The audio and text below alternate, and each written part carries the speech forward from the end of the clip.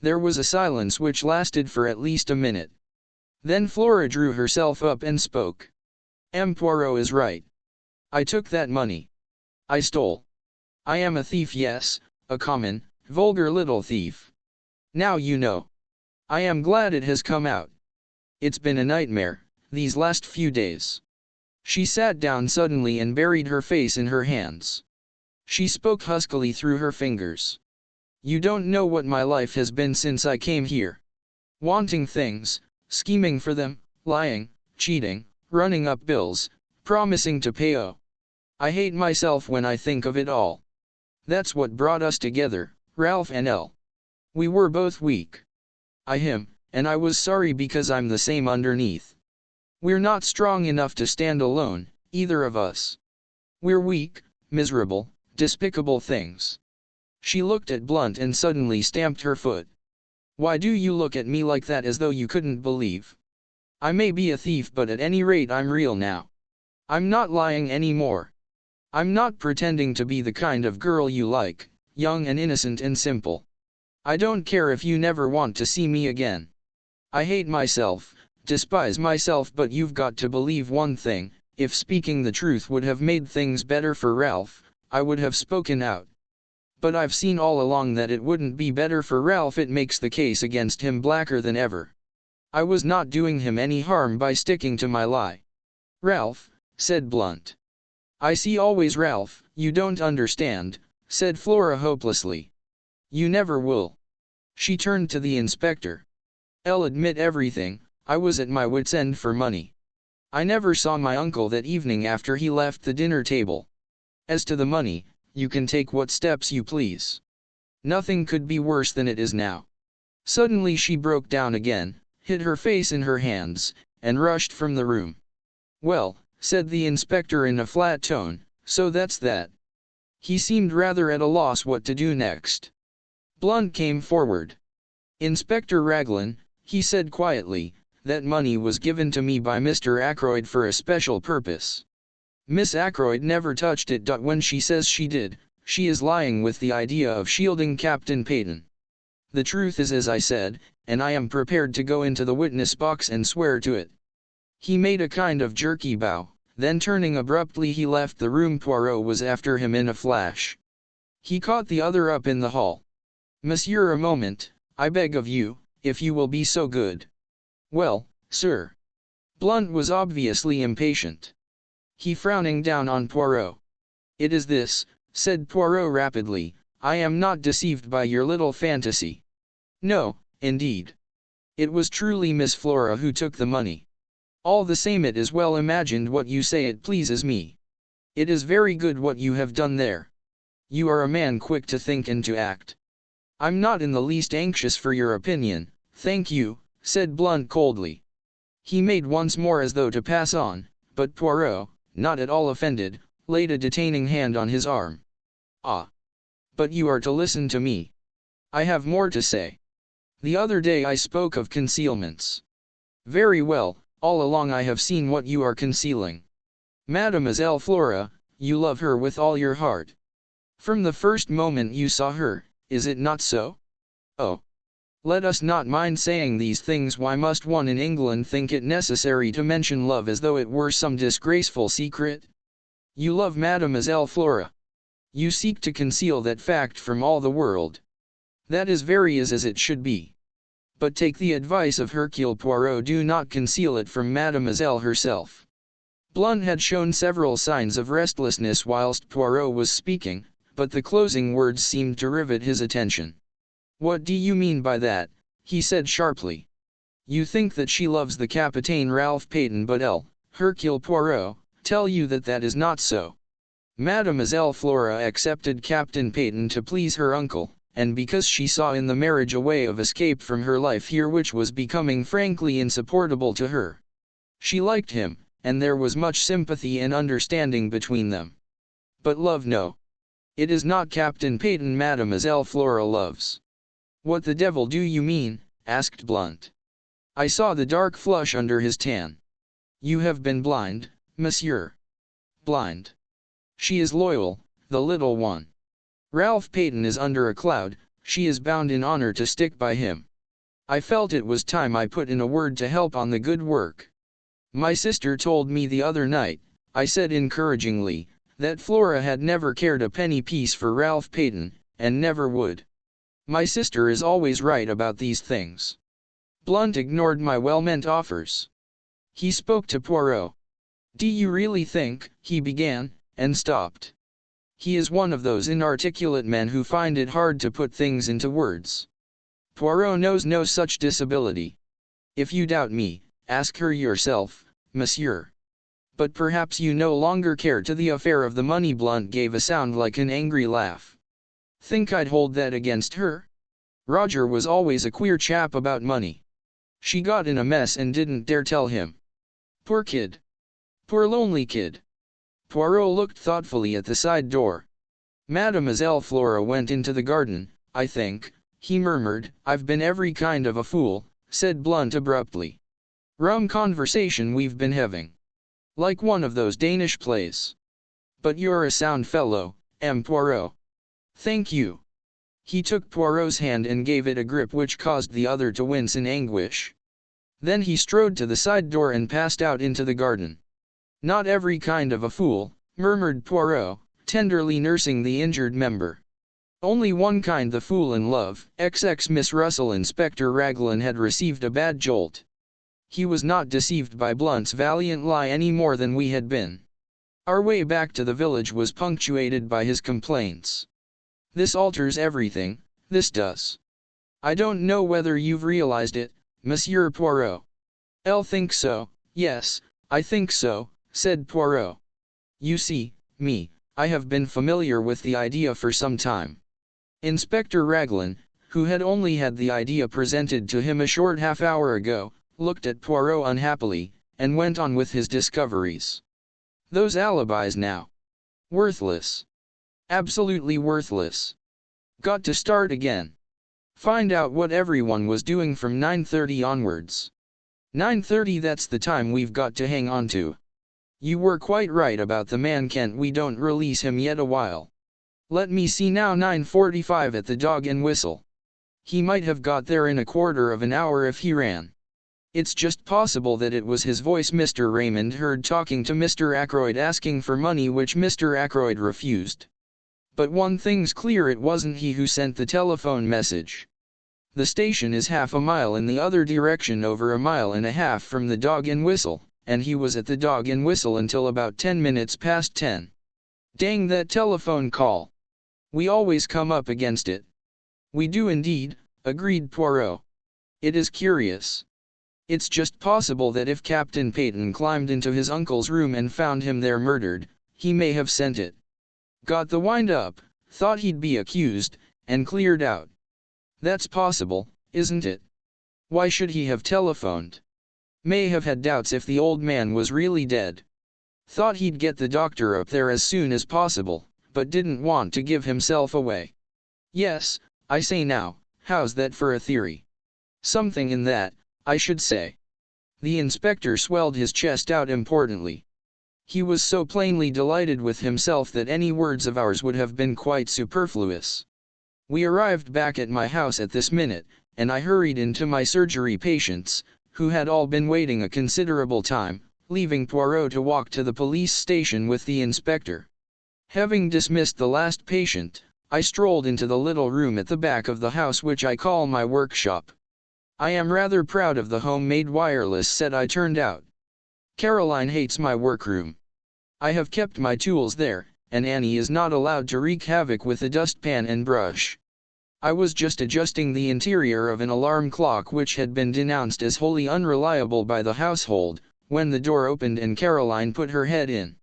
"Oh, there you are, James," she said, with deep disapproval. "M. Poirot wants to see you." "Well," I said, rather irritably, for her sudden entrance had startled me and I had let go of a piece of delicate mechanism, "if he wants to see me, he can come in here." "In here," said Caroline. "That's what I said, in here." Caroline gave a sniff of disapproval and retired. She returned in a moment or two, ushering in Poirot, and then retired again, shutting the door with a bang. "Aha! My friend," said Poirot, coming forward and rubbing his hands. You have not got rid of me so easily, you see. Finished with the inspector? I asked. For the moment, yes. And you have seen all the patients. Poirot sat down and looked at me, tilting his egg-shaped head on one side, with the air of one who savors a very delicious joke. You are in error, he said at last. You have still one patient too, not you. I exclaimed in surprise. Ah, not me, bien entendu. Me, I have the health magnificent. No, to tell you the truth, it is a little complot of mine. There is someone I wish to see, you understand, and at the same time it is not necessary that the whole village should intrigue itself about the matter, which is what would happen if the lady were seen to come to my house, for it is a lady. But to you she has already come as a patient before. Miss Russell, I exclaimed. Precisement. I wish much to speak with her, so I send her the little note and make the appointment in your surgery. You are not annoyed with me? On the contrary, I said. That is, presuming I am allowed to be present at the interview. But naturally. In your own surgery. You know, I said, throwing down the pincers I was holding, it's extraordinarily intriguing, the whole thing. Every new development that arises is like the shake you give to a kaleidoscope, the thing changes entirely in aspect. Now, why are you so anxious to see Miss Russell? Poirot raised his eyebrows. Surely it is obvious, he murmured. There you go again, I grumbled. According to you everything is obvious. But you leave me walking about in a fog. Poirot shook his head genially to me. You mock yourself at me. Take the matter of Mademoiselle Flora. The inspector was surprised, but you were not. Elle never dreamed of her being the thief, I expostulated. That perhaps no. But I was watching your face and you were not like Inspector Raglan, startled and incredulous. I thought for a minute or two. Perhaps you are right, I said at last. All along I've felt that Flora was keeping back something, so the truth, when it came, was subconsciously expected. It upset Inspector Raglan very much indeed, poor man. Ah. Poor F. Oui. The poor man must rearrange all his ideas. I profited by his state of mental chaos to induce him to grant me a little favor. What was that? Poirot took a sheet of notepaper from his pocket. Some words were written on it, and he read them aloud. The police have, for some days, been seeking for Captain Ralph Peyton, the nephew of Mr. Ackroyd of Fernley Park, whose death occurred under such tragic circumstances last Friday. Captain Peyton has been found at Liverpool, where he was on the point of embarking for America. He folded up the piece of paper again. That, my friend, will be in the newspapers tomorrow morning. I stared at him, dumbfounded. But it isn't true. He's not at Liverpool. Poirot beamed on me. You have the intelligence so quick. No, he has not been found at Liverpool. Inspector Raglan was very loath to let me send this paragraph to the press, especially as I could not take him into my confidence. But I assured him most solemnly that very interesting results would follow its appearance in print, so he gave in, after stipulating that he was, on no account, to bear the responsibility. I stared at Poirot. He smiled back at me. It beats me, I said at last, what you expect to get out of that. You should employ your little grey cells, said Poirot gravely. He rose and came across to the bench. It is that you have really the love of the machinery, he said, after inspecting the debris of my labors. Every man has his hobby. I immediately drew Poirot's attention to my homemade wireless. Finding him sympathetic, I showed him one or two little inventions of my own, trifling things, but useful in the house. Decidedly, said Poirot, you should be an inventor by trade, not a doctor. But I hear the bell, that is your patient. Let us go into the surgery.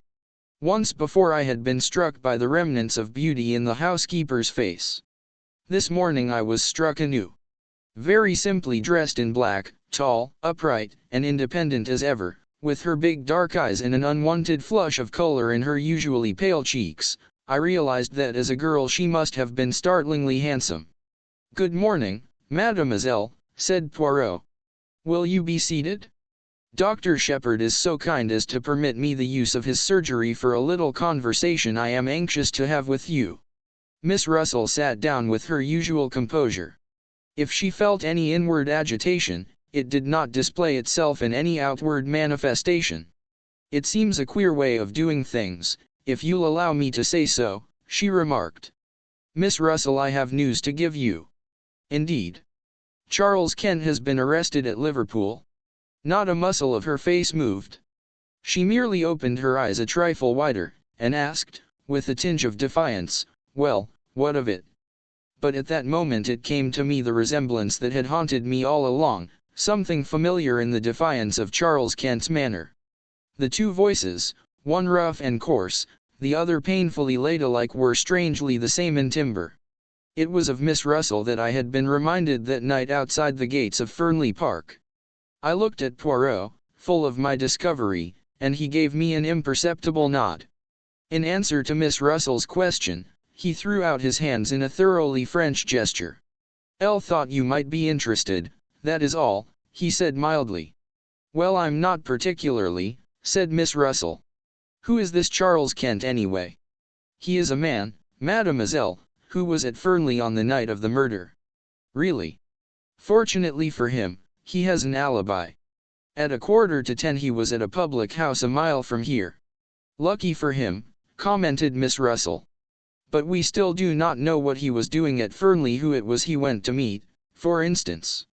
"I'm afraid I can't help you at all," said the housekeeper politely. "Nothing came to my ears." "If that is all," she made a tentative movement as though to rise. Poirot stopped her. "It is not quite all," he said smoothly. "This morning fresh developments have arisen. It seems now that Mr. Ackroyd was murdered, not at 9:15, but before. Between 10 minutes to 9, when Dr. Shepherd left, and 9:15. I saw the color drain from the housekeeper's face, leaving it dead white. She leaned forward, her figure swaying. "But Miss Ackroyd said, Miss Ackroyd has admitted that she was lying. She was never in the study at all that evening." Then it would seem that in this Charles Kent we have the man we are looking for. He came to Fernley, can give no account of what he was doing there. I can tell you what he was doing there. He never touched a hair of old Ackroyd's head, he never went near the study. He didn't do it, I tell you." She was leaning forward. That iron self-control was broken through at last. Terror and desperation was in her face. Poirot. Poirot. Oh, do believe me." Poirot got up and came to her. He patted her reassuringly on the shoulder. But yes, I will believe. I had to make you speak, you know." For an instant suspicion flared up in her. "Is what you said true? That Charles Kent is suspected of the crime?" "Yes, that is true. You alone can save him, by telling the reason for his being at Fernley. He came to see me." She spoke in a low, hurried voice. "I went out to meet him, in the summer house." "Yes, I know." "How do you know?" "Mademoiselle, it is the business of Hercule Poirot to know things. I know that you went out earlier in the evening, that you left a message in the summer house to say what time you would be there." "Yes, I did. I had heard from him saying he was coming. I dared not let him come to the house. I wrote to the address he gave me and said I would meet him in the summer house, and described it to him so that he would be able to find it. Then I was afraid he might not wait there patiently, and I ran out and left a piece of paper to say I would be there about 10 minutes past 9. I didn't want the servants to see me, so I slipped out through the drawing-room window. As I came back, I met Dr. Shepherd, and I fancied that he would think it queer. I was out of breath, for I had been running. I had no idea that he was expected to dinner that night." She paused. "Go on," said Poirot. "You went out to meet him at 10 minutes past 9.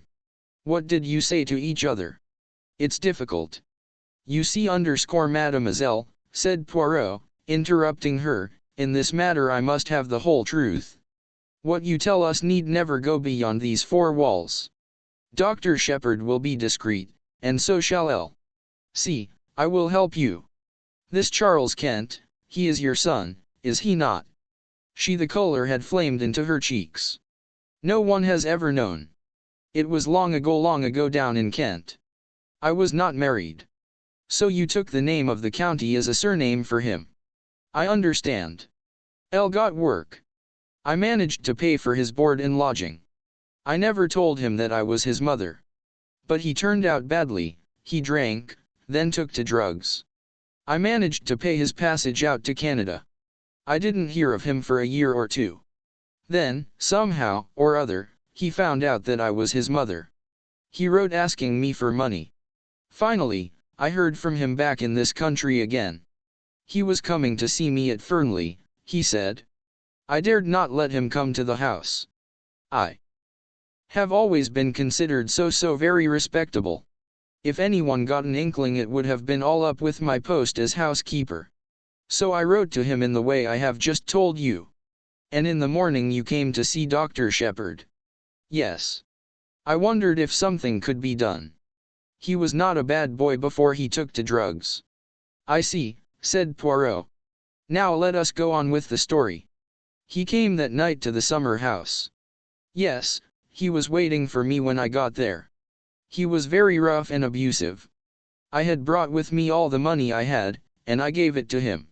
We talked a little, and then he went away. What time was that? It must have been between 20 and 25 minutes past 9. It was not yet 1:30 when I got back to the house. Which way did he go? Straight out the same way he came, by the path that joined the drive just inside the lodge gates. Poirot nodded. And you, what did you do? I went back to the house. Major Blunt was walking up and down the terrace smoking, so I made a detour to get round to the side door. It was just then on 9:30, as I tell you. Poirot nodded again. He made a note or two in a microscopic pocket-book. I'll think that is all, he said thoughtfully. She hesitated. Ought I to tell all this to Inspector Raglan? It may come to that. But let us not be in a hurry. Let us proceed slowly, with due order and method. Charles Kent is not yet formally charged with murder. Circumstances may arise which will render your story unnecessary. Miss Russell rose. Thank you very much, M. Poirot, she said. You have been very kind indeed. You do believe me, don't you? That Charles had nothing to do with this wicked murder. There seems no doubt that the man who was talking to Mr. Ackroyd in the library at 9:30 could not possibly have been your son. Be of good courage, mademoiselle. All will yet be well. Miss Russell departed. Poirot and I were left together. So that's that, I said. Every time we come back to Ralph Peyton. How did you manage to spot Miss Russell as the person Charles Kent came to meet?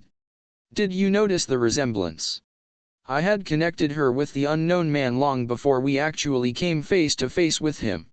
As soon as we found that quill. The quill suggested dope, and I remembered your account of Miss Russell's visit to you. Then I found the article on cocaine in that morning's paper. It all seemed very clear.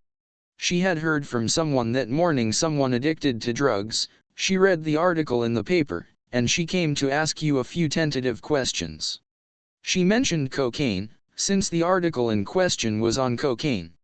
Then, when you seemed too interested, she switched hurriedly to the subject of detective stories and untraceable poisons. I suspected a son or a brother, or some other undesirable male relation. Ah. But I must go. It is the time of the lunch. Stay and lunch with us, I suggested. Poirot shook his head. A faint twinkle came into his eye. Not again today. I should not like to force Mademoiselle Caroline to adopt a vegetarian diet 2 days in succession. It occurred to me that there was not much which escaped Hercule Poirot. XXI The paragraph in the paper. Caroline, of course, had not failed to see Miss Russell come to the surgery door. I had anticipated this, and had ready an elaborate account of the lady's bad knee. But Caroline was not in a cross-questioning mood. Her point of view was that she knew what Miss Russell had really come for and that I didn't. Pumping you, James, said Caroline. Pumping you in the most shameless manner, I've no doubt. It's no good interrupting. I dare say you hadn't the least idea she was doing it even. Men are so simple. She knows that you are in M. Poirot's confidence, and she wants to find out things. Do you know what I think, James? I couldn't begin to imagine. You think so many extraordinary things. It's no good being sarcastic. I think Miss Russell knows more about Mr. Ackroyd's death than she is prepared to admit. Caroline leaned back triumphantly in her chair. Do you really think so? I said absently. You are very dull today, James. No animation about you. It's that liver of yours. Our conversation then dealt with purely personal matters. The paragraph inspired by Poirot duly appeared in our daily paper the next morning. I was in the dark as to its purpose, but its effect on Caroline was immense. She began by stating, most untruly, that she had said as much all along. I raised my eyebrows, but did not argue. Caroline, however, must have felt a prick of conscience, for she went on, "El mayn't have actually mentioned Liverpool, but I knew he'd try to get away to America. That's what Crippen did." Without much success, I reminded her. Poor boy, and so they've caught him. I consider, James, that it's your duty to see that he isn't hung. What do you expect me to do? Why, you're a medical man, aren't you? You've known him from a boy upwards. Not mentally responsible. That's the line to take, clearly. I read only the other day that they're very happy in Broadmoor. It's quite like a high-class club. But Caroline's words had reminded me of something. Elle never knew that Poirot had an imbecile nephew. I said curiously. Didn't you? Oh, he told me all about it. Poor lad. It's a great grief to all the family. They've kept him at home so far, but it's getting to such a pitch that they're afraid he'll have to go into some kind of institution. Elle, suppose you know pretty well everything there is to know about Poirot's family by this time, I said, exasperated. Pretty well, said Caroline complacently. It's a great relief to people to be able to tell all their troubles to someone. It might be, I said, if they were ever allowed to do so spontaneously. Whether they enjoy having confidences screwed out of them by force is another matter. Caroline merely looked at me with an air of a Christian martyr enjoying martyrdom. You are so self-contained, James, she said. You hate speaking out, or parting with any information yourself, and you think everybody else must be just like you. I should hope that I never screw confidences out of. For instance, if M. Poirot comes in this afternoon, as he said he might do, I shall not dream of asking him who it was arrived at his house early this morning. Early this morning? I queried. Very early, said Caroline. Before the milk came. I just happened to be looking out of the window. The blind was flapping. It was a man. He came in a closed car, and he was all muffled up. I couldn't get a glimpse of his face. But I will tell you my idea, and you'll see that I'm right.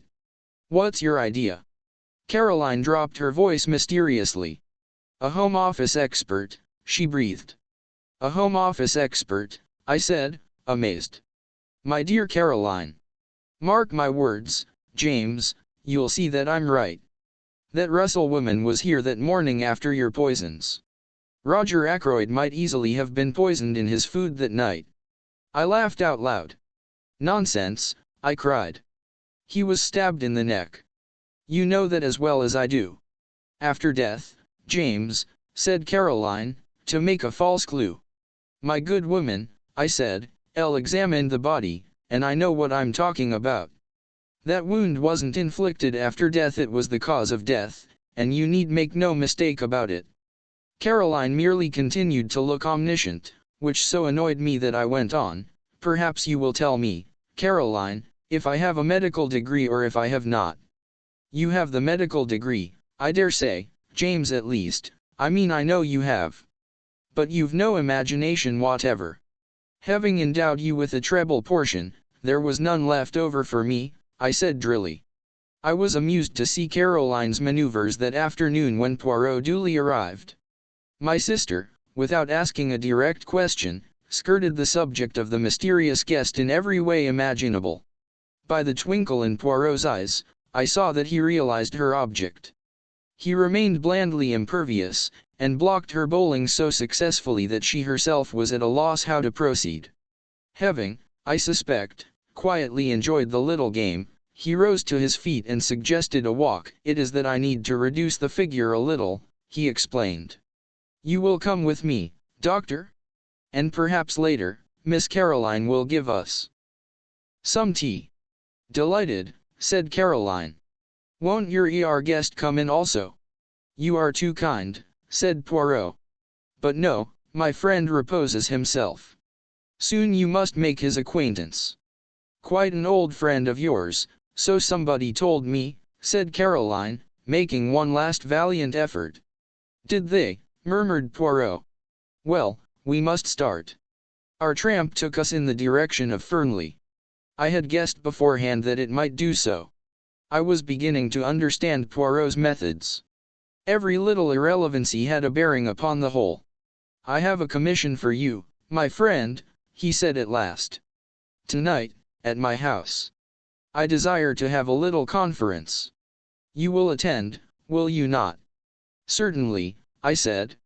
"Good. I need also those in the house, that is to say, Mrs. Ackroyd, Mademoiselle Flora, Major Blunt, M. Raymond. I want you to be my ambassador. This little reunion is fixed for 9 o'clock. You will ask them, yes? With pleasure, but why not ask them yourself? Because they will then put the questions. Why? What for? They will demand what my idea is.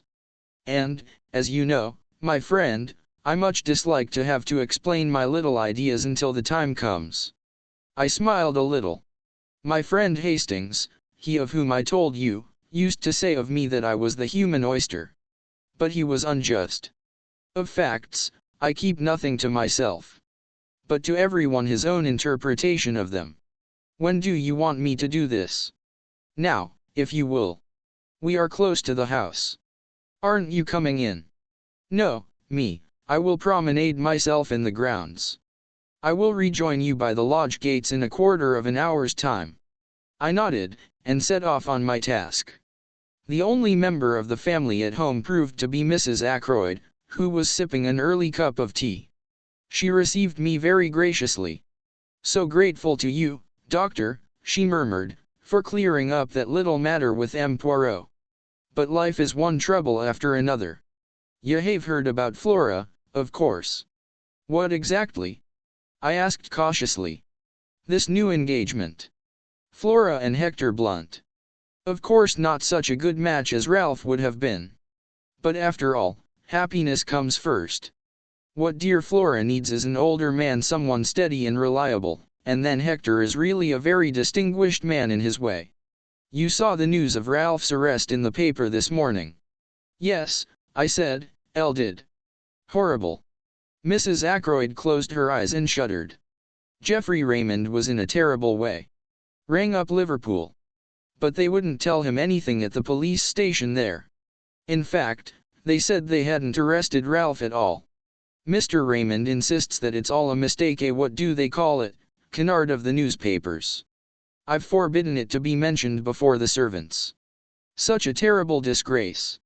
Fancy if Flora had actually been married to him." Mrs. Ackroyd shut her eyes in anguish. I began to wonder how soon I should be able to deliver Poirot's invitation. Before I had time to speak, Mrs. Ackroyd was off again. "You were here yesterday, weren't you, with that dreadful Inspector Raglan? Brute of a man, he terrified Flora into saying she took that money from poor Roger's room. And the matter was so simple, really.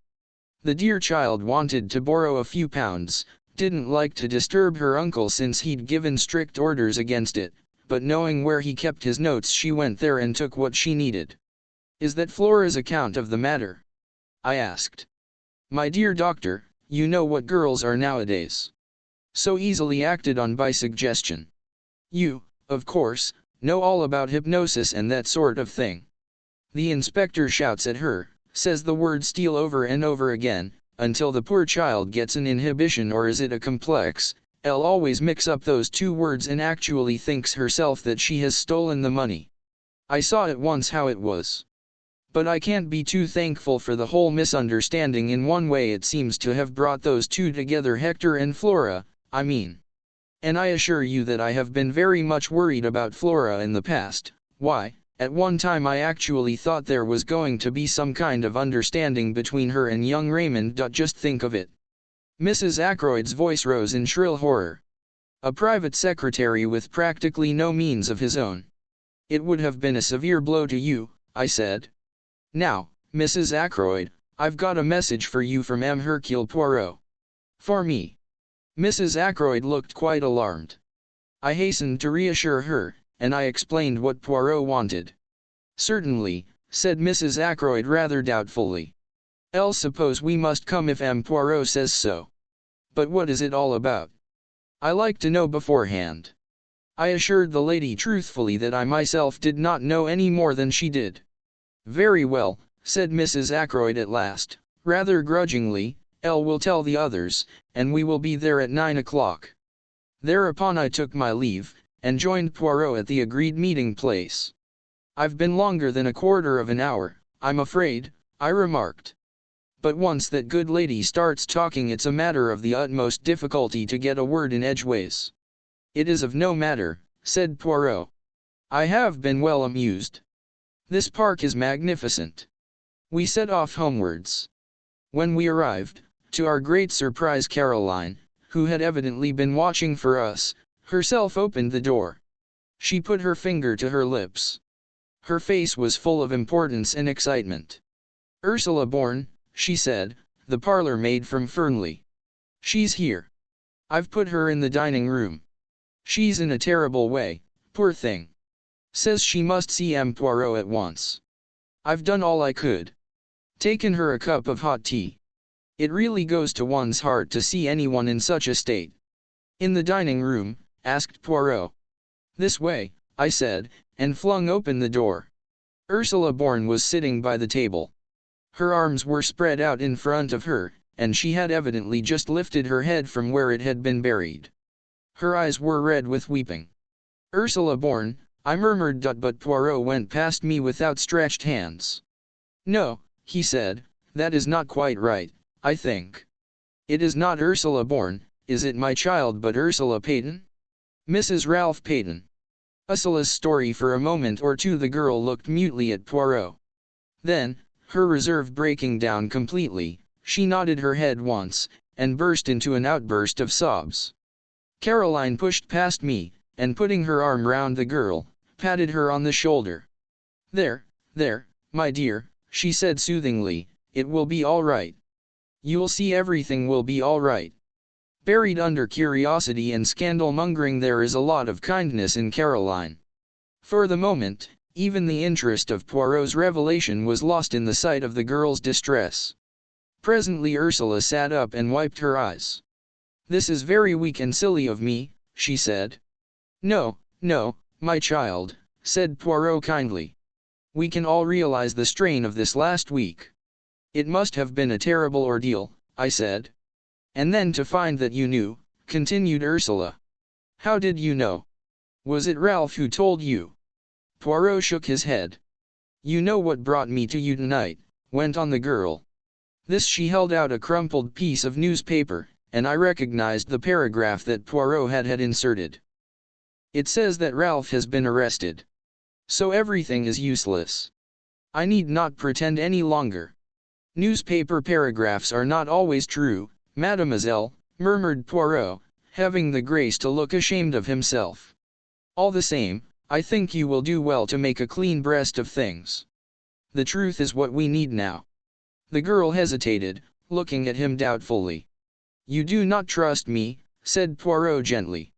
Yet all the same you came here to find me, did you not? Why was that? Because I don't believe that Ralph did it, said the girl in a very low voice. And I think that you are clever, and will find out the truth. And also yes. I'll think you are kind. Poirot nodded his head several times. It is very good that yes, it is very good. Listen, I do in verity believe that this husband of yours is innocent, but the affair marches badly. If I am to save him, I must know all there is to know, even if it should seem to make the case against him blacker than before. How well you understand, said Ursula. So you will tell me the whole story, will you not? From the beginning. "You're not going to send me away, I hope," said Caroline, settling herself comfortably in an armchair. "What I want to know," she continued, "is why this child was masquerading as a parlor maid." "Masquerading?" I queried. "That's what I said. Why did you do it, child?" "For a wager." "For a living," said Ursula drily. And encouraged, she began the story which I reproduce here in my own words. Ursula born, it seemed, was one of a family of 7 impoverished Irish gentlefolk. On the death of her father, most of the girls were cast out into the world to earn their own living. Ursula's eldest sister was married to Captain Folliot.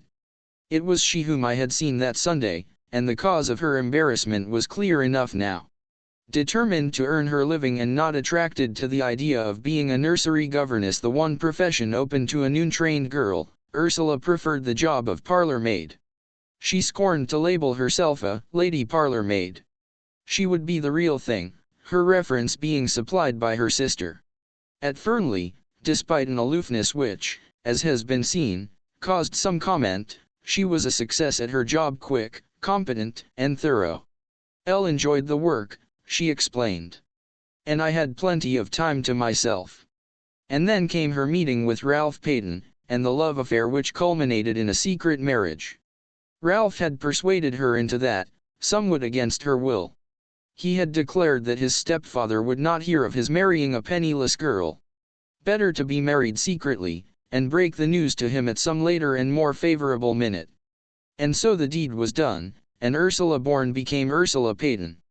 Ralph had declared that he meant to pay off his debts, find a job, and then, when he was in a position to support her, and independent of his adopted father, they would break the news to him. But to people like Ralph Peyton, turning over a new leaf is easier in theory than in practice. He hoped that his stepfather, whilst still in ignorance of the marriage, might be persuaded to pay his debts and put him on his feet again. But the revelation of the amount of Ralph's liabilities merely enraged Roger Ackroyd, and he refused to do anything at all. Some months passed, and then Ralph was bidden once more to Fernley. Roger Ackroyd did not beat about the bush.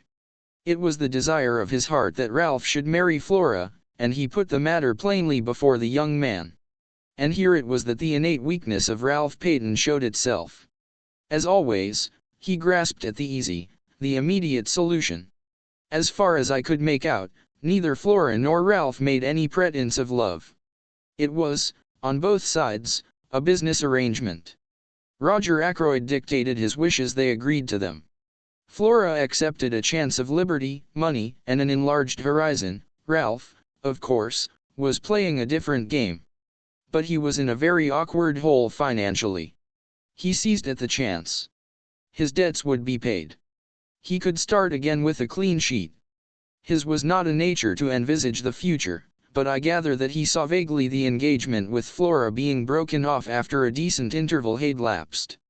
Both Flora and he stipulated that it should be kept a secret for the present. He was anxious to conceal it from Ursula.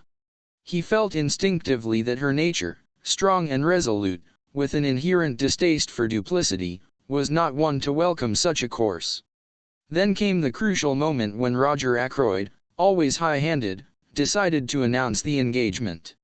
He said no word of his intention to Ralph, only to Flora, and Flora, apathetic, raised no objection. On Ursula, the news fell like a bombshell. Summoned by her, Ralph came hurriedly down from town. They met in the wood, where part of their conversation was overheard by my sister. Ralph implored her to keep silent for a little while longer. Ursula was equally determined to have done with concealments. She would tell Mr. Ackroyd the truth without any further delay. Husband and wife parted acrimoniously. Ursula, steadfast in her purpose, sought an interview with Roger Ackroyd that very afternoon, and revealed the truth to him. Their interview was a stormy one. It might have been even more stormy had not Roger Ackroyd been already obsessed with his own troubles. It was bad enough, however. Ackroyd was not the kind of man to forgive the deceit that had been practiced upon him. His rancor was mainly directed to Ralph, but Ursula came in for her share, since he regarded her as a girl who had deliberately tried to entrap the adopted son of a very wealthy man. Unforgivable things were said on both sides. That same evening Ursula met Ralph by appointment in the small summer house, stealing out from the house by the side door in order to do so. Their interview was made up of reproaches on both sides. Ralph charged Ursula with having irretrievably ruined his prospects by her ill-timed revelation. Ursula reproached Ralph with his duplicity. They parted at last. A little over half an hour later came the discovery of Roger Ackroyd's body. Since that night Ursula had neither seen nor heard from Ralph. As the story unfolded itself, I realized more and more what a damning series of facts it was. Alive, Ackroyd could hardly have failed to alter his will. I knew him well enough to realize that to do so would be his first thought. His death came in the nick of time for Ralph and Ursula Peyton. Small wonder the girl had held her tongue, and played her part so consistently. My meditations were interrupted. It was Poirot's voice speaking, and I knew from the gravity of his tone that he, too, was fully alive to the implications of the position. "Mademoiselle, I must ask you one question, and you must answer it truthfully, for on it everything may hang. What time was it when you parted from Captain Ralph Peyton in the summer house? Now, take a little minute so that your answer may be very exact." The girl gave a half laugh, bitter enough in all conscience. "Do you think I haven't gone over that again and again in my own mind? It was just 9:30 when I went out to meet him. Major Blunt was walking up and down the terrace, so I had to go round through the bushes to avoid him. It must have been about 27 minutes to 10 when I reached the summer house. Ralph was waiting for me. I was with him 10 minutes, not longer, for it was just 9:15 when I got back to the house." I saw now the insistence of her question the other day. If only Ackroyd could have been proved to have been killed before 9:45, and not after. I saw the reflection of that thought in Poirot's next question. "Who left the summer house first?" "Elle did." "Leaving Ralph Peyton in the summer house?" "Yes, but you don't think, mademoiselle, it is of no importance what I think. What did you do when you got back to the house?" "I went up to my room." "And stayed there until when?" "Until about 10 o'clock. "Is there anyone who can prove that?" "Prove? That I was in my room, you mean?" "Oh. No. But surely oh.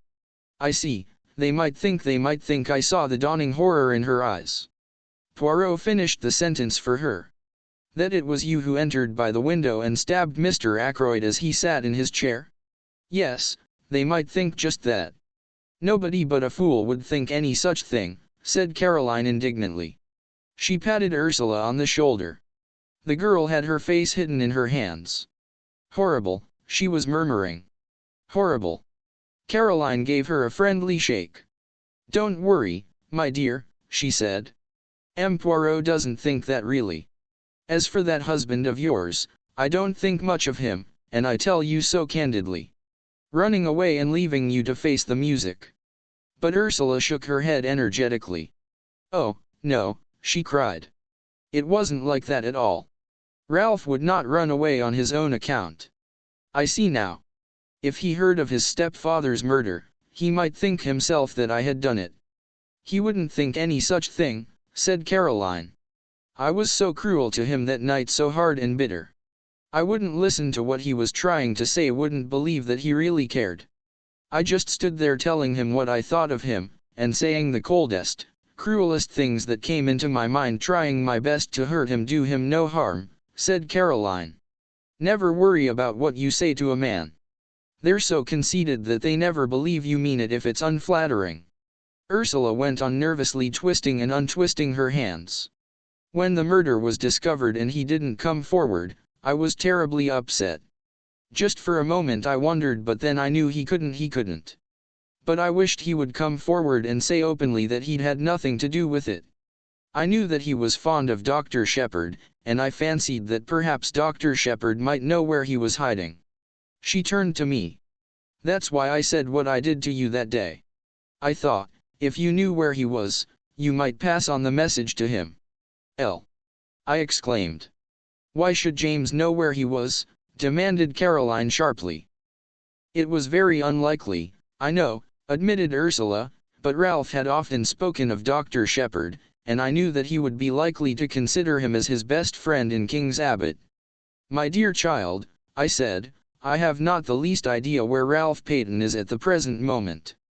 "That is true enough," said Poirot. But Ursula held out the newspaper cutting in a puzzled fashion. "Ah! That," said Poirot, slightly embarrassed, "a bagatelle, mademoiselle. A rien du tout. Not for a moment do I believe that Ralph Peyton has been arrested." "But then," began the girl slowly. Poirot went on quickly, "there is one thing I should like to know. Did Captain Peyton wear shoes or boots that night?" Ursula shook her head. "Elle can't remember." "A pity. But how should you? Now, madam," he smiled at her, his head on one side, his forefinger wagging eloquently, "no questions. And do not torment yourself. Be of good courage, and place your faith in Hercule Poirot." "Poirot's little reunion. And now," said Caroline, rising, "that child is coming upstairs to lie down. Don't you worry, my dear. M. Poirot will do everything he can for you, be sure of that." "Elle ought to go back to Fernley," said Ursula uncertainly. But Caroline silenced her protests with a firm hand. "Nonsense. You're in my hands for the time being. You'll stay here for the present, anyway, at M. Poirot." "It will be the best plan," agreed the little Belgian. "This evening I shall want Mademoiselle, I beg her pardon, Madame, to attend my little reunion. 9 o'clock at my house. It is most necessary that she should be there." Caroline nodded, and went with Ursula out of the room. The door shut behind them. Poirot dropped down into a chair again. "So far, so good," he said. "Things are straightening themselves out."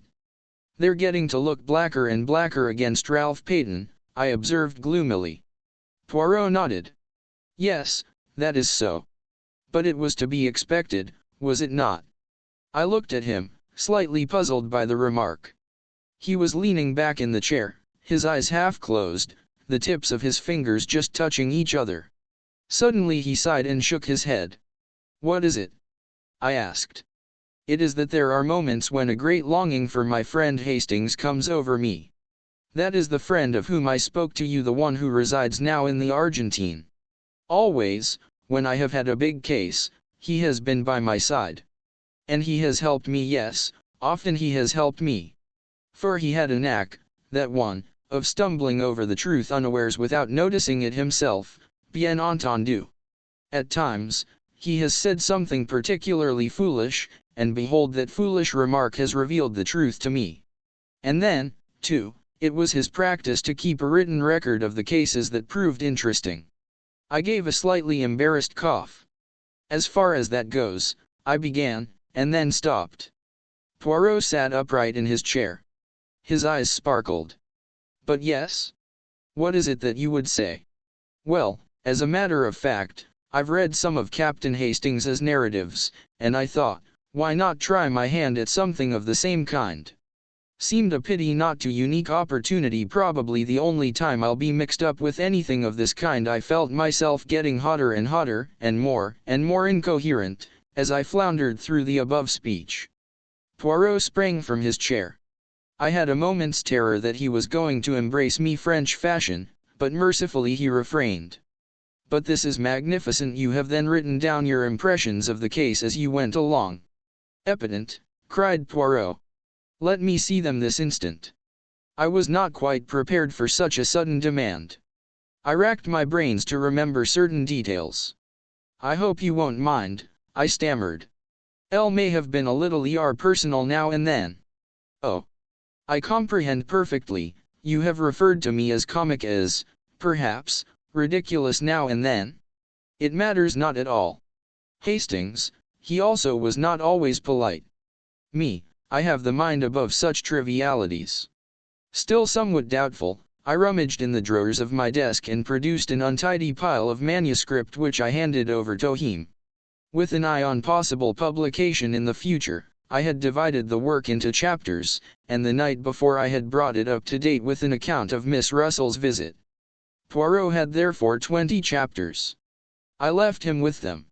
I was obliged to go out to a case at some distance away, and it was past 8 o'clock when I got back, to be greeted with a plate of hot dinner on a tray, and the announcement that Poirot and my sister had supped together at 7:30, and that the former had then gone to my workshop to finish his reading of the manuscript. "I hope, James," said my sister, "that you've been careful in what you say about me in it." My jaw dropped. I had not been careful at all. "Not that it matters very much," said Caroline, reading my expression correctly. "M. Poirot will know what to think. He understands me much better than you do." I went into the workshop. Poirot was sitting by the window. The manuscript lay neatly piled on a chair beside him. He laid his hand on it and spoke. "Eh bien," he said, "I'll congratulate you on your modesty." "Oh," I said, rather taken aback. "And on your reticence," he added. I said "oh," again. "Not so did Hastings write," continued my friend. "On every page, many, many times was the word L what he thought what he did. But you have kept your personality in the background, only once or twice does it obtrude in scenes of home life, shall we say." I blushed a little before the twinkle of his eye. "What do you really think of the stuff?" I asked nervously. "You want my candid opinion?" "Yes." Our Poirot laid his jesting manner aside. "A very meticulous and accurate account," he said kindly. "You have recorded all the facts faithfully and exactly, though you have shown yourself becomingly reticent as to your own share in them. And it has helped you." "Yes.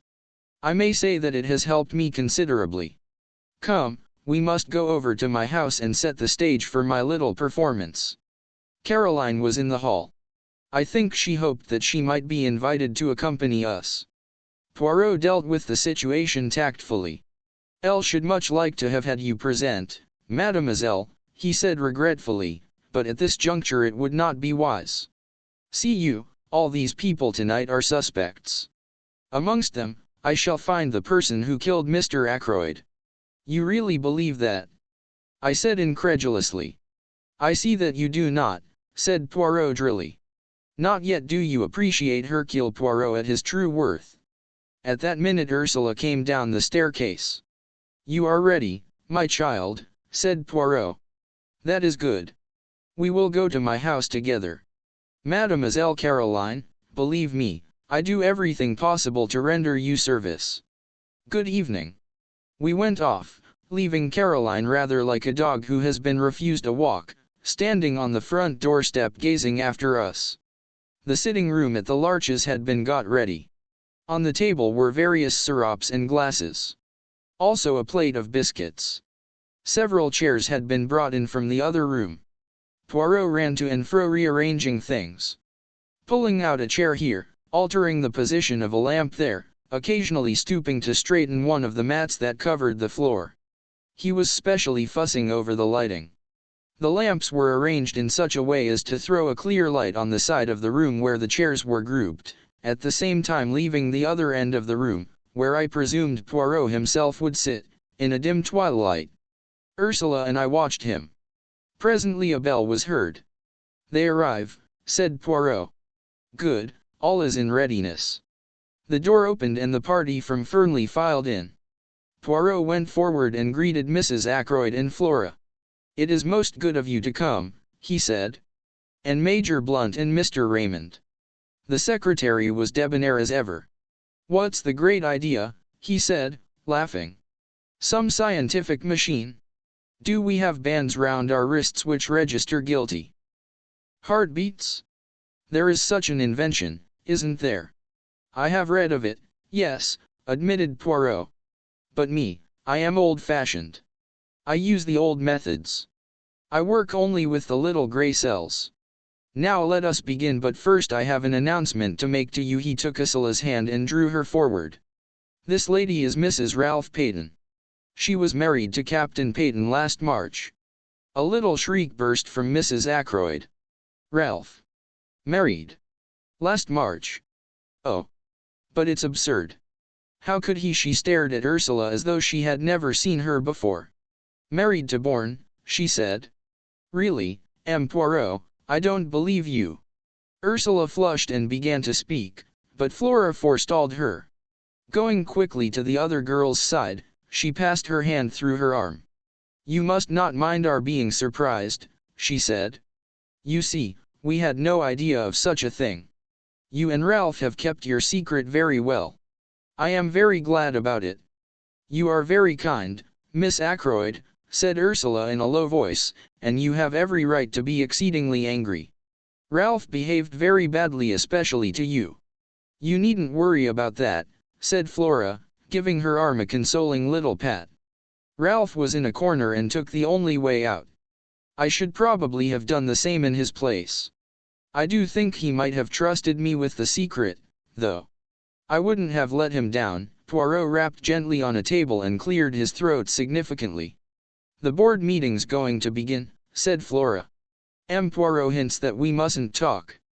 But just tell me one thing. Where is Ralph? You must know if anyone does."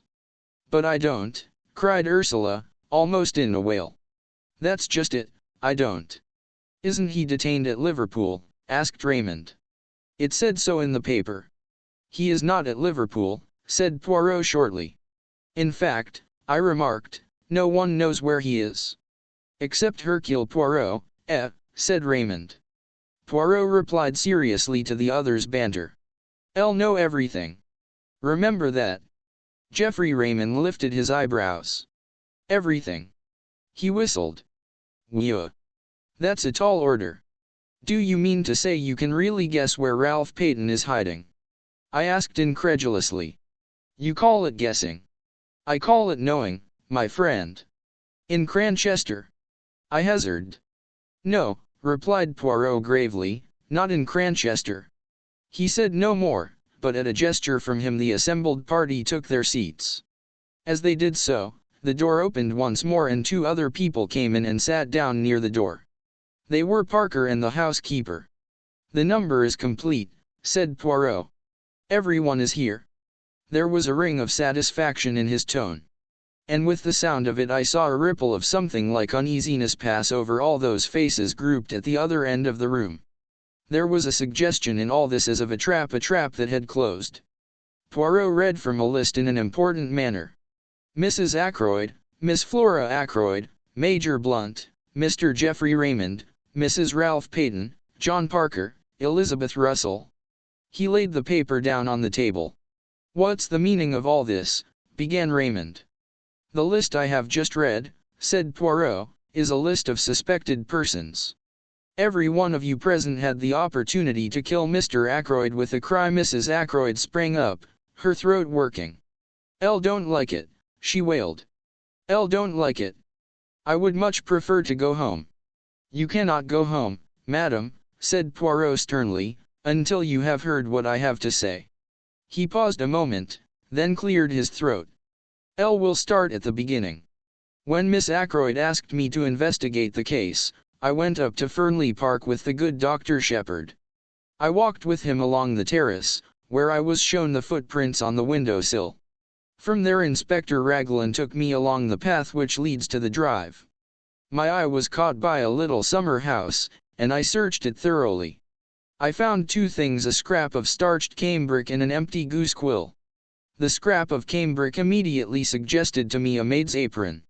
When Inspector Raglan showed me his list of the people in the house, I noticed at once that one of the maids, Ursula Bourne, the parlor maid, had no real alibi. According to her own story, she was in her bedroom from 9:30 until 10. But supposing that instead she was in the summer house? If so, she must have gone there to meet someone. Now we know from Dr. Shepherd that someone from outside did come to the house that night, the stranger whom he met just by the gate. At first glance it would seem that our problem was solved, and that the stranger went to the summer house to meet Ursula Bourne. It was fairly certain that he did go to the summer house because of the goose quill. That suggested at once to my mind a taker of drugs and one who had acquired the habit on the other side of the Atlantic, where sniffing snow is more common than in this country. The man whom Dr. Shepherd met had an American accent, which fitted in with that supposition. But I was held up by one point. The times did not fit. Ursula Bourne could certainly not have gone to the summer house before 9:30, whereas the man must have got there by a few minutes past 9. I could, of course, assume that he waited there for half an hour. The only alternative supposition was that there had been two separate meetings in the summer house that night. Eh bien, as soon as I went into that alternative I found several significant facts. I discovered that Miss Russell, the housekeeper, had visited Dr. Shepherd that morning, and had displayed a good deal of interest in cures for victims of the drug habit. Taking that in conjunction with the goose quill, I assumed that the man in question came to Fernley to meet the housekeeper, and not Ursula Bourne. Who, then, did Ursula Bourne come to the rendezvous to meet? I was not long in doubt. First I found a wedding ring with Fermar and a date inside it. Then I learned that Ralph Peyton had been seen coming up the path which led to the summer house at 9:25, and I also heard of a certain conversation which had taken place in the wood near the village that very afternoon, a conversation between Ralph Peyton and some unknown girl. So I had my facts succeeding each other in a neat and orderly manner. A secret marriage, an engagement announced on the day of the tragedy, the stormy interview in the wood, and the meeting arranged for the summer house that night. Incidentally, this proved to me one thing, that both Ralph Peyton and Ursula Bourne, or Peyton, had the strongest motives for wishing Mr. Ackroyd out of the way. And it also made one other point unexpectedly clear. It could not have been Ralph Peyton who was with Mr. Ackroyd in the study at 9:30, so we come to another and most interesting aspect of the crime. Who was it in the room with Mr. Ackroyd at 9:30? Not Ralph Peyton, who was in the summer house with his wife. Not Charles Kent, who had already left. Who, then? I posed my cleverest, my most audacious question: was anyone with him? Poirot leaned forward and shot the last words triumphantly at us, drawing back afterwards with the air of one who has made a decided hit. Raymond, however, did not seem impressed, and lodged a mild protest. "I don't know if you're trying to make me out a liar, M. Poirot, but the matter does not rest on my evidence alone, except perhaps as to the exact words used. Remember, Major Blunt also heard Mr. Ackroyd talking to someone. He was on the terrace outside, and couldn't catch the words clearly, but he distinctly heard the voices." Poirot nodded. "I have not forgotten," he said quietly. "But Major Blunt was under the impression that it was you to whom Mr. Ackroyd was speaking." For a moment Raymond seemed taken aback. Then he recovered himself. "Blunt knows now that he was mistaken," he said. "Exactly," agreed the other man. "Yet there must have been some reason for his thinking so," mused Poirot. "Oh. No," he held up his hand in protest, "I'll know the reason you will give, but it is not enough. We must seek elsewhere. I will put it this way. From the beginning of the case I have been struck by one thing: the nature of those words which Mr. Raymond overheard. It has been amazing to me that no one has commented on them, has seen anything about them." He paused a minute, and then quoted softly: "The calls on my purse have been so frequent of late that I fear it is impossible for me to accede to your request. Does nothing strike you as odd about that?" "I don't think so," said Raymond. "He has frequently dictated letters to me, using almost exactly those same words." "Exactly," cried Poirot. "That is what I seek to arrive at. Would any man use such a phrase in talking to another? Impossible that that should be part of a real conversation. Now, if he had been dictating a letter—" "You mean he was reading a letter aloud," said Raymond slowly. "Even so, he must have been reading to someone. But why? We have no evidence that there was anyone else in the room. No other voice but Mr. Ackroyd's was heard, remember. Surely a man wouldn't read letters of that type aloud to himself, not unless he was well going balmy." "You have all forgotten one thing," said Poirot softly: "the stranger who called at the house the preceding Wednesday." They all stared at him. "But yes," said Poirot, nodding encouragingly, "on Wednesday. The young man was not of himself important. But the firm he represented interested me very much." "The dictaphone company," gasped Raymond. "I see it now. A dictaphone. That's what you think?" Poirot nodded. "Mr. Ackroyd had promised to invest in a dictaphone, you remember. I had the curiosity to inquire of the company in question. Their reply is that Mr. Ackroyd did purchase a dictaphone from their representative. Why he concealed the matter from you, I do not know. He must have meant to surprise me with it, murmured Raymond. He had quite a childish love of surprising people. Meant to keep it up his sleeve for a day or so. Probably was playing with it like a new toy. Yes, it fits in. You're quite right, no one would use quite those words in casual conversation. It explains, too, said Poirot, why Major Blunt thought it was you who were in the study. Such scraps as came to him were fragments of dictation, and so his subconscious mind deduced that you were with him. His conscious mind was occupied with something quite different, the white figure he had caught a glimpse of. He fancied it was Miss Ackroyd. Really, of course, it was Ursula Bourne's white apron he saw as she was stealing down to the summer house.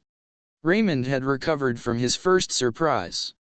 All the same, he remarked, this discovery of yours, brilliant though it is, I'm quite sure I should never have thought of it, leaves the essential position unchanged. Mr. Ackroyd was alive at 9:30, since he was speaking into the dictaphone. It seems clear that the man Charles Kent was really off the premises by then. As to Ralph Peyton. He hesitated, glancing at Ursula. Her color flared up, but she answered steadily enough. Ralph and I parted just before 9:45. He never went near the house, I am sure of that. He had no intention of doing so. The last thing on earth he wanted was to face his stepfather. He would have flunked it badly. It isn't that I doubt your story for a moment, explained Raymond. I've always been quite sure Captain Peyton was innocent. But one has to think of a court of law and the questions that would be asked. He is in a most unfortunate position, but if he were to come forward, Poirot interrupted. That is your advice, yes? That he should come forward. Certainly. If you know where he is, I'll perceive that you do not believe that I do know. And yet I have told you just now that I know everything. The truth of the telephone call, of the footprints on the windowsill, of the hiding place of Ralph Peyton. Where is he? Said Blunt sharply. Not very far away, said Poirot, smiling. In Cranchester? I asked. Poirot turned towards me. Always you ask me that. The idea of Cranchester, it is with you an idée fixe. No, he is not in Cranchester. He is there. He pointed a dramatic finger. Everyone's head turned.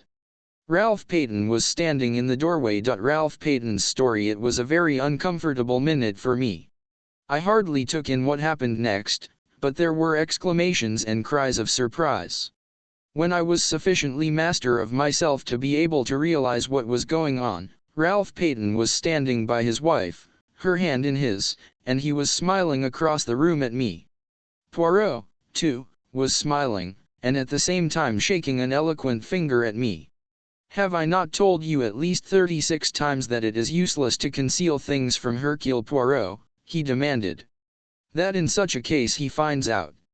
He turned to the others. One day, you remember, we held a little séance about a table, just the 6 of us. I accused the other 5 persons present of concealing something from me. 4 of them gave up their secret. Dr. Shepherd did not give up his. But all along I have had my suspicions. Dr. Shepherd went to the Three Boars that night hoping to find Ralph. He did not find him there, but supposing, I said to myself, that he met him in the street on his way home? Dr. Shepherd was a friend of Captain Peyton's, and he had come straight from the scene of the crime. He must know that things looked very black against him. Perhaps he knew more than the general public did. I said ruefully. Suppose I might as well make a clean breast of things now. I went to see Ralph that afternoon. At first he refused to take me into his confidence, but later he told me about his marriage, and the hole he was in. As soon as the murder was discovered, I realized that once the facts were known, suspicion could not fail to attach to Ralph or, if not to him, to the girl he loved.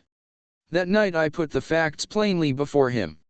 The thought of having possibly to give evidence which might incriminate his wife made him resolve at all costs to do. I hesitated, and Ralph filled up the gap.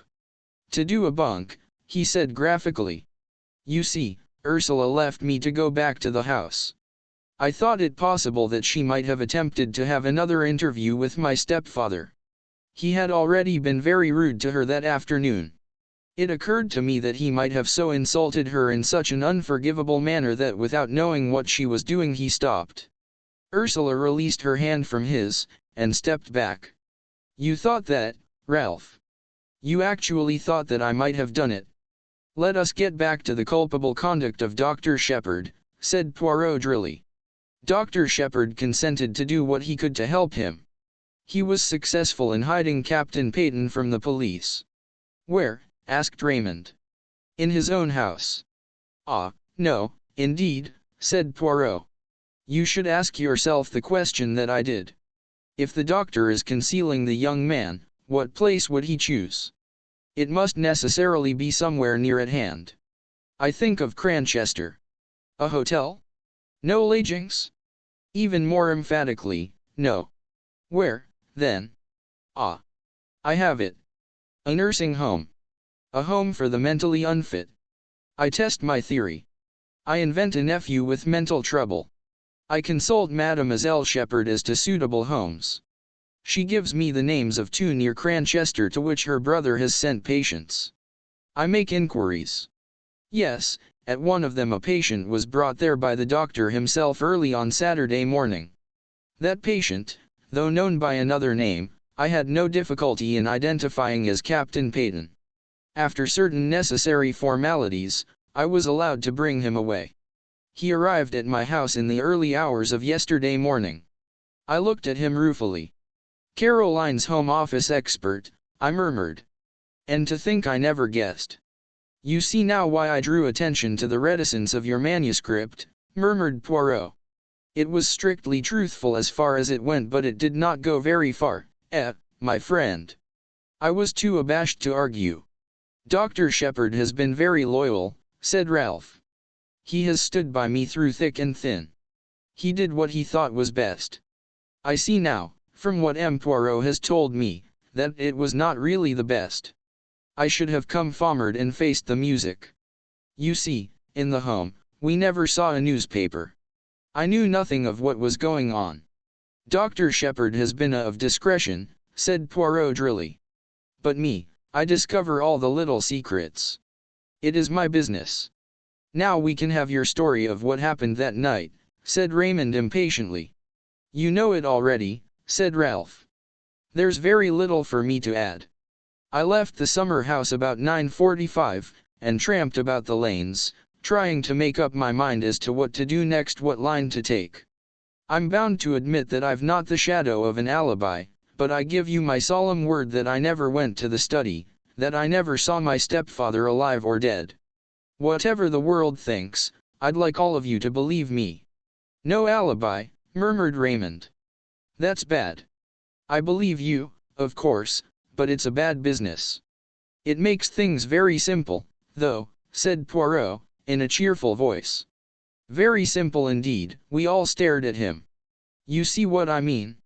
'No. Just this: to save Captain Peyton the real criminal must confess.' He beamed round at us all. 'But yes, I mean what I say. See now, I did not invite Inspector Raglan to be present.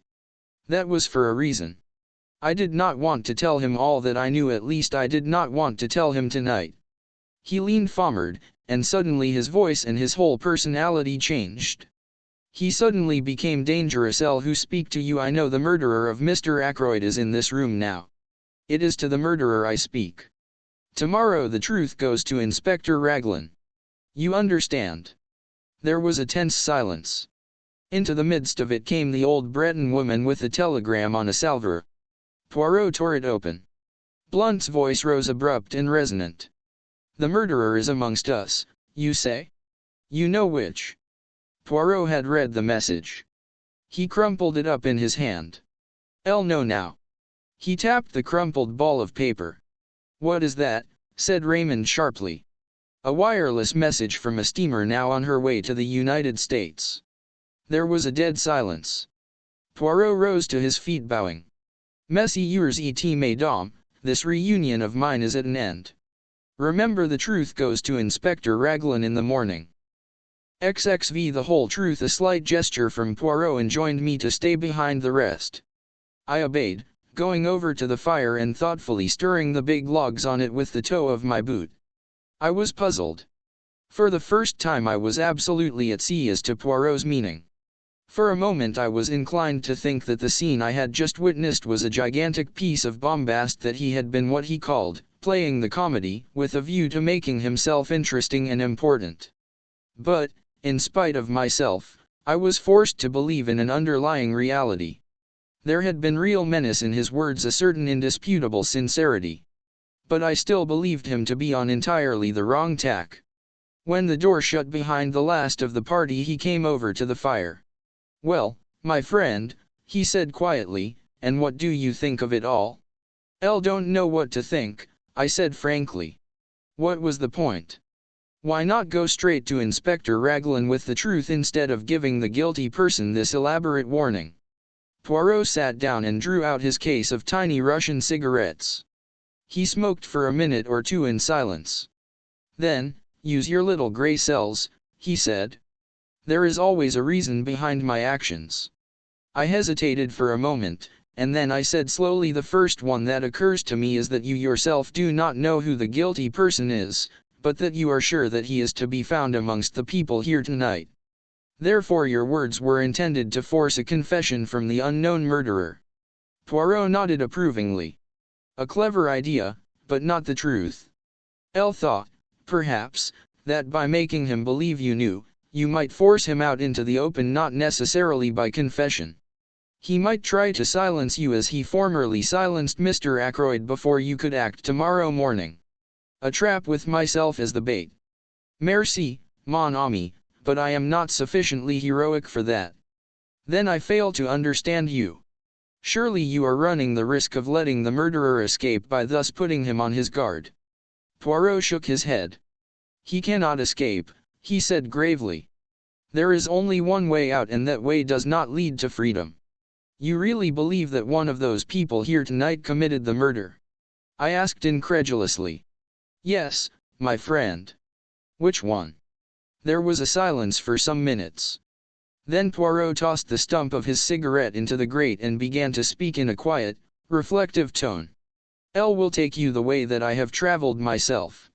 Step by step you shall accompany me, and see for yourself that all the facts point indisputably to one person. Now, to begin with, there were two facts and one little discrepancy in time which especially attracted my attention. The first fact was the telephone call. If Ralph Peyton were indeed the murderer, the telephone call became meaningless and absurd. Therefore, I said to myself, Ralph Peyton is not the murderer.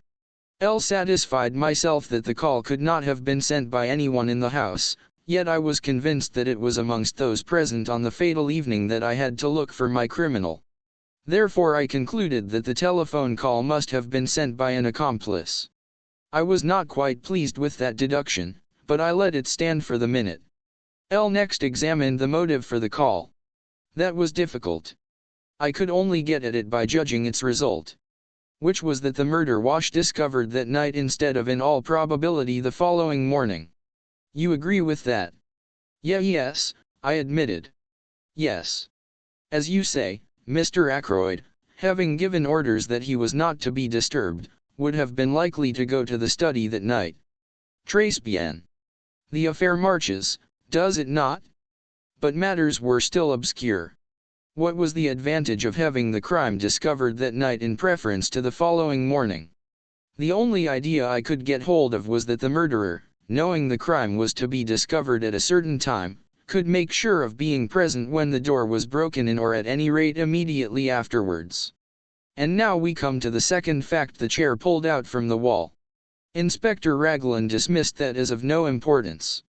On the contrary, have always regarded it as of supreme importance. In your manuscript you have drawn a neat little plan of the study. If you had it with you this minute you would see that the chair being drawn out in the position indicated by Parker, it would stand in a direct line between the door and the window.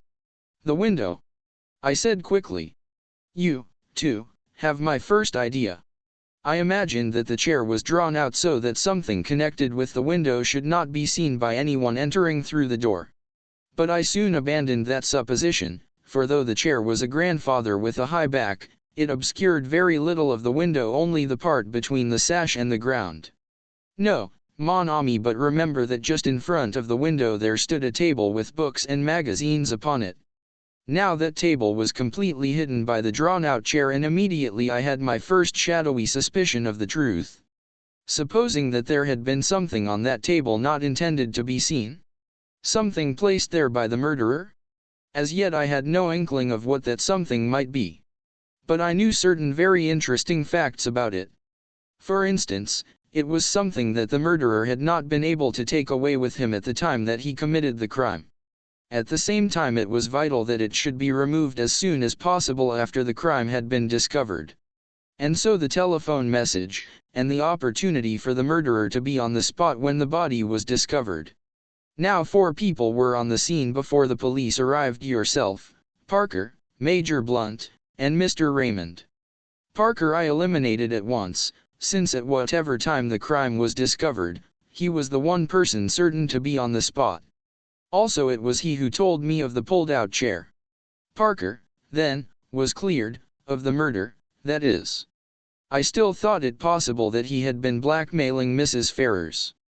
Raymond and Blunt, however, remained under suspicion since, if the crime had been discovered in the early hours of the morning, it was quite possible that they might have arrived on the scene too late to prevent the object on the round table being discovered.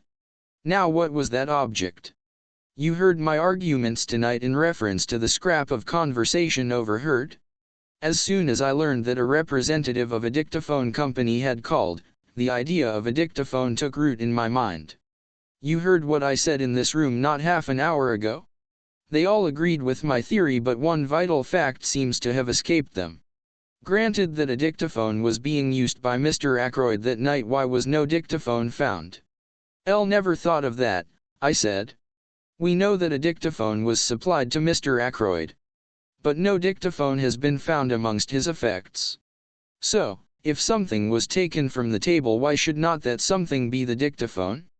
But there were certain difficulties in the way. The attention of everyone was, of course, focused on the murdered man. I think anyone could have gone to the table unnoticed by the other people in the room. But a dictaphone has a certain bulk, it cannot be slipped casually into a pocket. There must have been a receptacle of some kind capable of holding it. You see where I am arriving? The figure of the murderer is taking shape.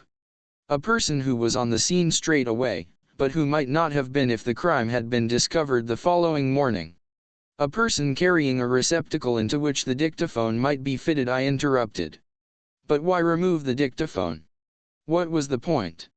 You are like Mr. Raymond. You take it for granted that what was heard at 9:30 was Mr. Ackroyd's voice speaking into a dictaphone. But consider this useful invention for a little minute. You dictate into it, do you not? And at some later time a secretary or a typist tums it on, and the voice speaks again. You mean? I gasped. Poirot nodded. Yes, I meant that. At 9:30 Mr. Ackroyd was already dead. It was the dictaphone speaking, not the man. And the murderer switched it on. Then he must have been in the room at that minute. Possibly. But we must not exclude the likelihood of some mechanical device having been applied, something after the nature of a time lock, or even of a simple alarm clock. But in that case we must add 2 qualifications to our imaginary portrait of the murderer. It must be someone who knew of Mr. Ackroyd's purchase of the dictaphone, and also someone with the necessary mechanical knowledge. I had got thus far in my own mind when we came to the footprints on the window ledge. Here there were 3 conclusions open to me. 1. They might really have been made by Ralph Peyton. He had been at Fernley that night, and might have climbed into the study and found his uncle dead there. That was one hypothesis. 2. There was the possibility that the footmarks might have been made by somebody else who happened to have the same kind of studs in his shoes. But the inmates of the house had shoes soled with crepe rubber, and I declined to believe in the coincidence of someone from outside having the same kind of shoes as Ralph Peyton wore. Charles Kent, as we know from the barmaid of the Dog and Whistle, had on a pair of boots, clean dropping off him. 3. Those prints were made by someone deliberately trying to throw suspicion on Ralph Peyton.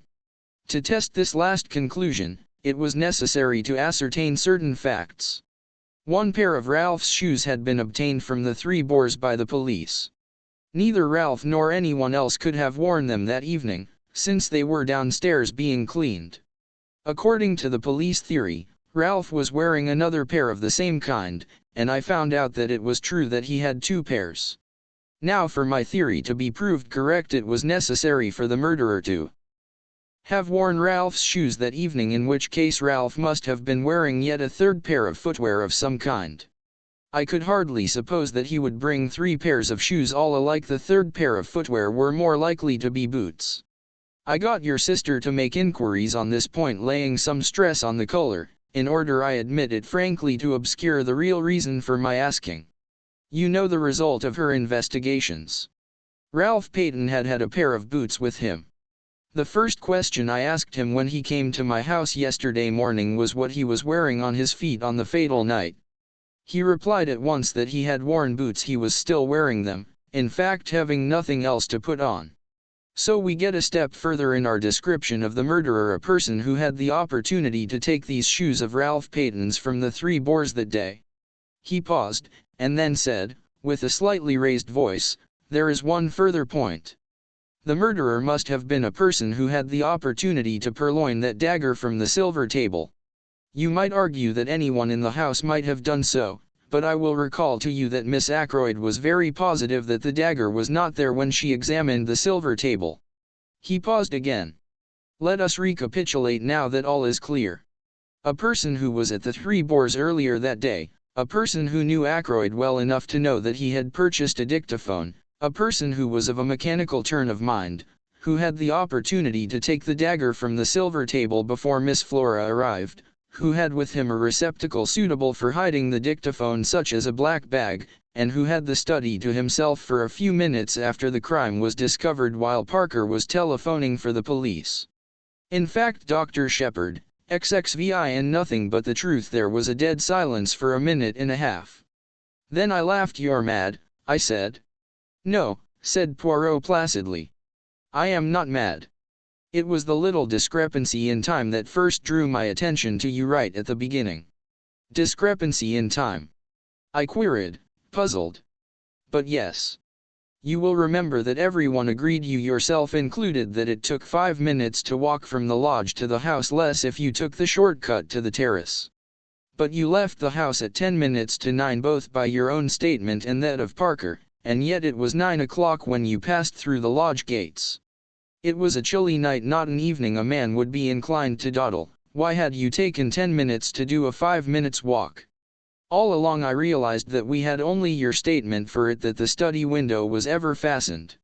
Ackroyd asked you if you had done so. He never looked to see. Supposing, then, that the study window was unfastened? Would there be time in that 10 minutes for you to run round the outside of the house, change your shoes, climb in through the window, kill Ackroyd, and get to the gate by 9 o'clock? I decided against that theory, since in all probability a man as nervous as Ackroyd was that night would hear you climbing in, and then there would have been a struggle. But supposing that you killed Ackroyd before you left, as you were standing beside his chair? Then you go out of the front door, run round to the summer house, take Ralph Peyton's shoes out of the bag you brought up with you that night, slip them on, walk through the mud in them, and leave prints on the window ledge. You climb in, lock the study door on the inside, run back to the summer house, change back into your own shoes, and race down to the gate. I went through similar actions the other day, when you were with Mrs. Ackroyd. It took 10 minutes exactly. Then home and an alibi, since you had timed the dictaphone for 9:30. "My dear Poirot," I said in a voice that sounded strange and forced to my own ears, "you've been brooding over this case too long. What on earth had I to gain by murdering Ackroyd? Safety. It was you who blackmailed Mrs. Ferrars. Who could have had a better knowledge of what killed Mr. Ferrars than the doctor who was attending him? When you spoke to me that first day in the garden, you mentioned a legacy received about a year ago. I have been unable to discover any trace of a legacy. You had to invent some way of accounting for Mrs. Ferrars's £20,000. It has not done you much good. You lost most of it in speculation, then you put the screw on too hard, and Mrs. Ferrars took a way out that you had not expected. If Ackroyd had learnt the truth, he would have had no mercy on you. You were ruined forever." "And the telephone call?" I asked, trying to rally. "You have a plausible explanation of that also, I suppose?" "Elle will confess to you that it was my greatest stumbling block when I found that a call had actually been put through to you from King's Abbot Station. I at first believed that you had simply invented the story. It was a very clever touch, that. You must have some excuse for arriving at Fernley, finding the body, and so getting the chance to remove the dictaphone on which your alibi depended. I had a very vague notion of how it was worked when I came to see your sister that first day and inquired as to what patients you had seen on Friday morning. I had no thought of Miss Russell in my mind at that time.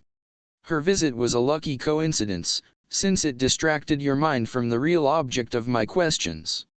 I found what I was looking for. Among your patients that morning was the steward of an American liner. Who more suitable than he to be leaving for Liverpool by the train that evening? And afterwards he would be on the high seas, well out of the way. I noted that the Orion sailed on Saturday, and having obtained the name of the steward, I sent him a wireless message asking a certain question. This is his reply. You saw me receive just now."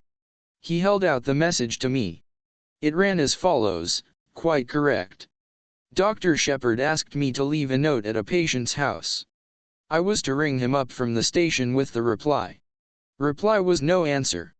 "It was a clever idea," said Poirot. "The call was genuine. Your sister saw you take it. But there was only one man's word as to what was actually said, your own." I yawned. "All this," I said, "is very interesting but hardly in the sphere of practical polity, you think not? Remember what I said, the truth goes to Inspector Raglan in the morning. But, for the sake of your good sister, I am willing to give you the chance of another way out. There might be, for instance, an overdose of a sleeping draught. You comprehend me? But Captain Ralph Peyton must be cleared qua sans dire.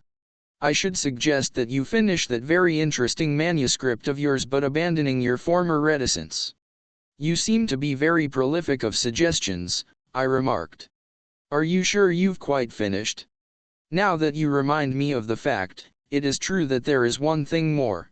It would be most unwise on your part to attempt to silence me as you silenced M. Ackroyd. That kind of business does not succeed against Hercule Poirot, you understand." "My dear Poirot," I said, smiling a little, "whatever else I may be, I am not a fool." I rose to my feet. Well, I said, with a slight yawn, "Elle must be off home. Thank you for a most interesting and instructive evening." Poirot also rose and bowed with his accustomed politeness as I passed out of the room. XXVII Apologia 5 a.m. I am very tired, but I have finished my task. My arm aches from writing. A strange end to my manuscript. I meant it to be published someday as the history of one of Poirot's failures. Odd, how things pan out. All along I've had a premonition of disaster, from the moment I saw Ralph Peyton and Mrs. Ferrars with their heads together. I thought then that she was confiding in him. As it happened, I was quite wrong there, but the idea persisted even after I went into the study with Ackroyd that night, until he told me the truth. Poor old Ackroyd. I'm always glad that I gave him a chance. I urged him to read that letter before it was too late. Or let me be honest, didn't I subconsciously realize that with a pig-headed chap like him, it was my best chance of getting him not to read it? His nervousness that night was interesting psychologically. He knew danger was close at hand. And yet he never suspected me. The dagger was an afterthought. I'd brought up a very handy little weapon of my own, but when I saw the dagger lying in the silver table, it occurred to me at once how much better it would be to use a weapon that couldn't be traced to me. I suppose I must have meant to murder him all along. As soon as I heard of Mrs. Ferrars's death, I felt convinced that she would have told him everything before she died. When I met him and he seemed so agitated, I thought that perhaps he knew the truth, but that he couldn't bring himself to believe it, and was going to give me the chance of refuting it. So I went home and took my precautions.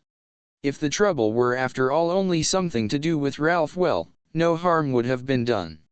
The dictaphone he had given me 2 days ago to adjust. Something had gone a little wrong with it, and I persuaded him to let me have a go at it, instead of sending it back. I did what I wanted to, and took it up with me in my bag that evening. I am rather pleased with myself as a writer. What could be neater, for instance, than the following? The letters were brought in at 20 minutes to 9. It was just on 10 minutes to 9 when I left him, the letter still unread. I hesitated with my hand on the door handle, looking back and wondering if there was anything I had left undone. All true, you see. But suppose I had put a row of stars after the first sentence. Would somebody then have wondered what exactly happened in that blank 10 minutes? When I looked round the room from the door, I was quite satisfied. Nothing had been left undone. The dictaphone was on the table by the window, timed to go off at 9:30. The mechanism of that little device was rather clever, based on the principle of an alarm clock, and the armchair was pulled out so as to hide it from the door. I must admit that it gave me rather a shock to run into Parker just outside the door. I have faithfully recorded that fact. Then later, when the body was discovered, and I sent Parker to telephone for the police, what a judicious use of words, L did what little had to be done. It was quite little, just to shove the dictaphone into my bag and push back the chair against the wall in its proper place. I never dreamed that Parker would have noticed that chair. Logically, he ought to have been so agog over the body as to be blind to everything else. But I hadn't reckoned with the trained servant complex. I wish I could have known beforehand that Flora was going to say she'd seen her uncle alive at 9:45.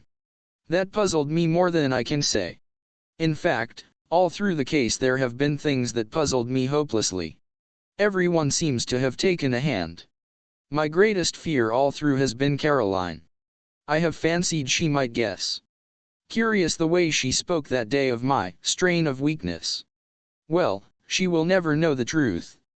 There is, as Poirot said, one way out. I can trust him. He and Inspector Raglan will manage it between them. I should not like Caroline to know. She is fond of me, and then, too, she is proud. My death will be a grief to her, but grief passes. When I have finished writing, I shall enclose this whole manuscript in an envelope and address it to Poirot. And then what shall it be? Veronal? There would be a kind of poetic justice. Not that I take any responsibility for Mrs. Ferrars's death. It was the direct consequence of her own actions. I feel no pity for her. I have no pity for myself either. So let it be Veronal. But I wish Hercule Poirot had never retired from work and come here to grow vegetable marrows.